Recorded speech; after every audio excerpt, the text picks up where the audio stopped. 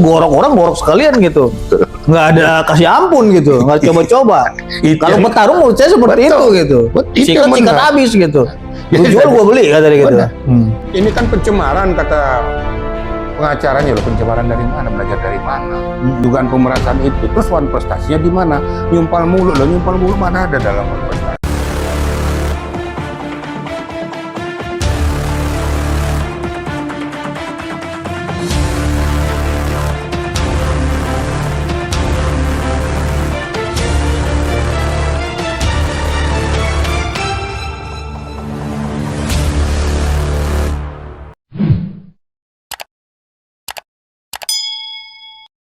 Halo pemirsa dimanapun Anda berada, kita bertemu lagi di acara diskusi hukum dan bincang-bincang hukum terkait dengan seputar dunia hukum tanah air Republik Indonesia, baik dari dunia perpolitikan maupun dunia selebritas di tanah air ini.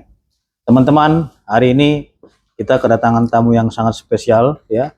Beliau adalah Irjen Pol Purnawirawan Ricky Sitohang, dan saya kira beliau memiliki kredibilitas yang sangat luar biasa ya, tidak diragukan lagi pemaparan hukum beliau, karena di podcast kita ini beliau adalah number one narasumber yang dikagumi oleh para subscriber dan masyarakat Indonesia.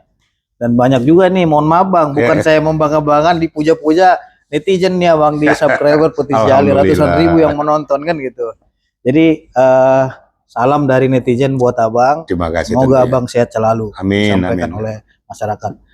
Teman-teman, tema kita kali ini yaitu membahas terkait dengan persoalan hukum selebritas tanah air, yaitu persoalan antara Nikita Mirzani ya dengan Reza Gledys, yang kemarin teman-teman bisa saksikan sudah terjadinya persidangan pemeriksaan pelapor di Pengadilan Negeri Jakarta Selatan, dan saya lihat juga pengunjungnya luar biasa padat dan ramai, dan sehingga menjadi sorotan publik dan masyarakat bertanya-tanya terkait dengan kasus tersebut. Oke, kita akan memulai dari kasus laporan polisi terlebih dahulu sebelum kita mengarah kepada keterangan-keterangan pelapor dan terdakwa gitu.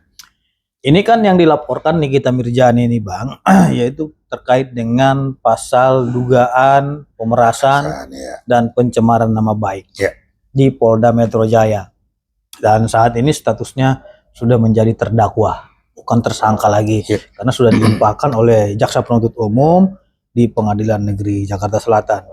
Nah, melihat peristiwa ini, tanggapan seorang Ricky Sitohang atas kasus tersebut seperti apa? Baik, terima kasih Bung Pitra. Ya. Assalamualaikum warahmatullahi wabarakatuh. Waalaikumsalam. Selamat sore dan salam sejahtera untuk kita semua. Terima kasih tentunya Bung Pitra, kita akan memberikan edukasi pada masyarakat tentang situasi kondisi yang melibatkan antara Nikita dan pihak Reza Gledys. Ya. Jadi tadi Bung Pitra mengatakan diawali dari LP. Ya, LP model P yang dilaporkan oleh Reza yang merasa dia diperas yang namanya Nikita melalui Mail. Iya. Nah, jadi sekarang perlu saya sampaikan kepada media ya, dan rakyat Indonesia, kenapa dimunculkan itu penetapan tersangka?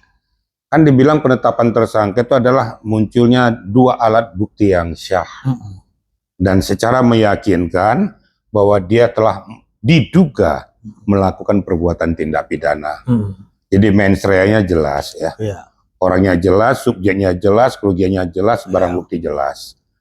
Nah, ini bergulirlah sampai dilakukan penahanan. Nah, dilakukan penahanan itu sah-sah saja menurut hemat daripada penyidik karena dia punya hak subjektif. Nah, setelah dilakukan penahanan, dilakukanlah koordinasi dengan JPU. Dengan adanya SPDP itu JPU memberikan guidance. Makanya ada yang bertanya nih Bung Pitra, kenapa dari 368 jadi berubah jadi 369 ayat 1 Yunto 55? Nah, ini nggak ada yang aneh, kan gitu. Normatif saja. Setelah berdasarkan koordinasi antara penyidik dan JPU, sebaiknya kita arahkan dari 368 ke 369 ayat 1. Tapi tetap substansi pokoknya adalah pemerasan. Makanya dikatakan kalau dibilang itu 368 itu adalah dengan ancaman kekerasan, makanya berpindahlah uang itu. Iya. Gitu. Nah, ancaman halus juga ada, Bung Pitra. Makanya di 369 ayat 1 dinyatakan suatu perbuatan tindak pidana dengan cara melawan hukum, mencemarkan dan mempublikasikan aktivitas seseorang dengan tujuan untuk memperoleh keuntungan baik sebagian maupun seluruhnya.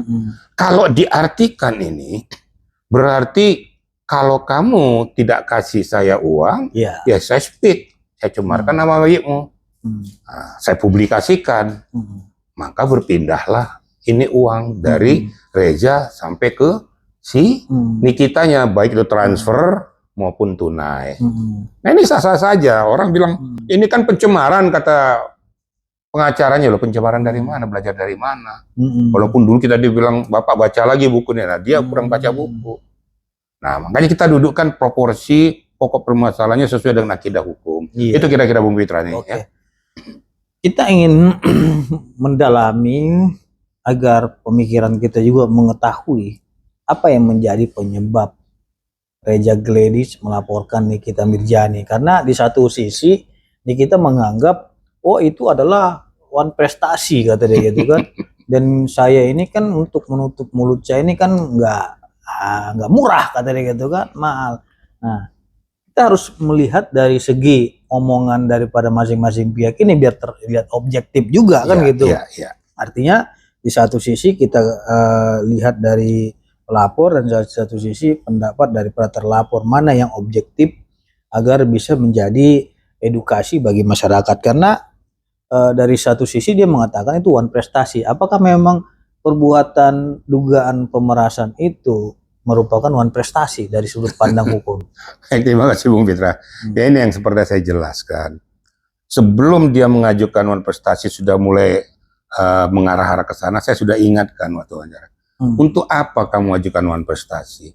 Karena kalau one prestasi itu pasti akan gugur. Karena apa? Setiap one prestasi tidak akan bisa maju atau berjalan apabila berbau pidana. Yang dibicarakan kan masalah pidana nih. Ya dugaan pemerasan itu. Terus one prestasinya di mana? Nyumpal mulut loh, nyumpal mulut mana ada dalam one prestasi? Itu yang pertama. Yang kedua, namanya kalau kita mengajukan one prestasi berarti ada ingkar janji kesepakatan. Kan gitu Bung Pitra ya. Nah, sekarang dia mengajukan katanya secara lisan. Nah, secara lisan itu harus dilambari dengan kesepakatan tertulis antar pihak. Nah, makanya dibuatkan di situ bahwa adanya kesepakatan antar pihak, dituangkanlah butir-butirnya di situ, kemudian ditutup dan ditandatangani bahwa ini kesepakatan dilakukan dengan sebenarnya. Ditandatangani dan di atas kertas materai dengan harapan tuh ini negara hadir. Itu sah secara hukum. Kalau seandainya secara lisan saja kita kan sudah ngomong gitu, kesempatan tuh ingkar tuh kan sangat besar. Dan untuk produk hukum nggak kena. Ini hanya lisan. Iya, hanya lisan, mana bisa. Nanti saya bilang sama Pak Pitra, Pak Pitra kirim mobil ke rumah saya dengan BPKB lengkap. Pokoknya nggak gitu ya. Nah, iya. Nanti saya bayar uangnya, setelah dikirim nggak saya kasih uangnya, mana? Lo kan sudah saya kasih. Nah mana buktinya? Pak Pitra lupa nih. Sudah saya kasih. Kan nggak ada buktinya. Tapi hal yang mengagetkan juga ternyata setelah mediasi mau masuk ke pokok perkara itu gugatannya dicabut. Ini gimana, mau main-main atau apa gitu? Itulah. Akhirnya menurut hemat saya nih ya. Atau dia mendengarkan omongan Ricky Sitohang, cabut aja lah. Karena orang Ricky Sitohang aja bilang itu nggak nyambung orang prestasi dengan pidana gitu. Lah kan saya udah ngomong Bu Vita. Lihat aja nanti kalau kamu terusin itu nanti malah NO. NO dong, salah objek dia. Nah, mungkin berpikir ya, kalau saya lakukan malah malu sendiri. Lihat aja pihak Reza, tenang-tenang aja dengan kuasa hukumnya. Justru itu yang ditunggu oleh pihak Reza. Kelihatan nanti setelah pada saat sudah diputuskan di sidang pengadilan ternyata NO, nah sudah kalah satu set kamu. Makanya tenang-tenang aja kuasa hukumnya sama Reza. Datang kuasa hukumnya, mediasi kayak angin-anginan aja gitu. Lah kalau memang dia berkasa benar, 100 miliar loh dituntut tuh. Bertahan dong dia. Gede banget ya. Wah, nyatanya dicabut. Kenapa? Karena dia punya kelemahan. Kelemahannya itu apa? Kelemahan yang tidak mendasar. Kalau saya bilang tuh apa? Coba-coba gitu loh. Kalau 1 miliar itu kita kan pengen mendalami juga. Itu kerugiannya dari apa saja menurut pandangan praktisi hukum seperti itu? 1 miliar 100 miliar. 100 miliar ya, itu apa aja kira-kira kerugiannya? Ya, Kok mungkin ini gede banget gitu loh. Karena kan yang dipersoalkan itu kan dugaan pembenarannya katanya kurang lebih 4 4 miliar. miliar.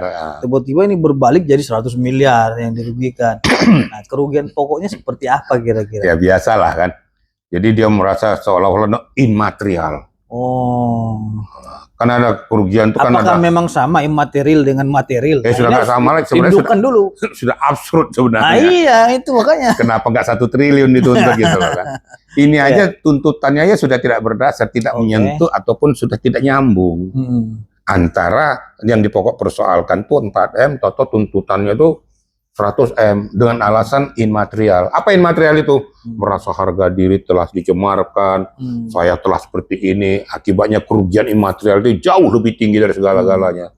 Itu kan sudah alasan pembenar saja. Tapi namun demikian itu kan hak pengacaranya. Cuma kalau kita seorang pengacara yang benar, kalau kita mengguide daripada kita punya klien, harus betul-betul dengan aspeknya. Karena ini kredibilitas nih, Bung Fitra.